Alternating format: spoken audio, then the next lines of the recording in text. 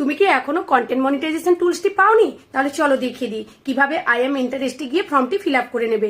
আর এই ফর্মটি fill up করে দিলে কয়েকদিনের মধ্যে তুমি ওই টুলসটি পেয়ে যেতে পারো। প্রথমে নিজের প্রোফাইলে চলে আসবো, তারপর সিওর অ্যাবাউট ইনফোতে ক্লিক করব। এরকম একটা পেজ খুলে যাবে। এখানে দেখুন নিজের ইমেল অ্যাড্রেসটা দেখতে পাবেন। এটা যে কোনো একটা কপিতে লিখে রাখবেন। তারপর নিজের প্রোফাইলে এসে ডান দিকে 3 ডটে ক্লিক করব। তারপর দেখুন এরকম একটা পেজ খুলে যাবে। এখানে কপি লিঙ্ক দেখাবে, এইটাতে ক্লিক করে দিলে লিঙ্কটা কপি হয়ে যাবে। তারপর প্রফেশনাল ড্যাশবোর্ডে চলে আসবো। প্রফেশনাল ড্যাশবোর্ডে ক্লিক করার পরে দেখুন টুলস অপশান আসবে, এখানে মনিটাইজেশন দেখতে পাবেন। ওখানে ক্লিক করার পরে অ্যাডস অন রিলস অপশানে চলে আসবেন। অ্যাডস অন রিলসে ক্লিক করার পরে দেখুন learn about ads on reels, এটাতে ক্লিক করে দিলে এইরকম একটা পেজ খুলে যাবে। আই এম ইন্টারেস্টে ক্লিক করে দেওয়ার পর এরকম একটা পেজ খুলে যাবে। এখানে কিন্তু লেখা আছে Facebook content monetization beta interest form, অর্থাৎ এখানে কন্টেন্ট মনিটাইজেশন টুলস পাওয়ার জন্য যদি ইন্টারেস্ট থাকে তাহলে এই ফর্মটা ফিল আপ করতে হবে। প্রথমে ইমেল অ্যাড্রেস দিতে হবে, যেটা আমি প্রথমে দেখিয়েছিলাম। তারপর ইউআরএল মানে হচ্ছে এখানে কপি লিঙ্ক, আর তারপর হচ্ছে যে কোনো একটা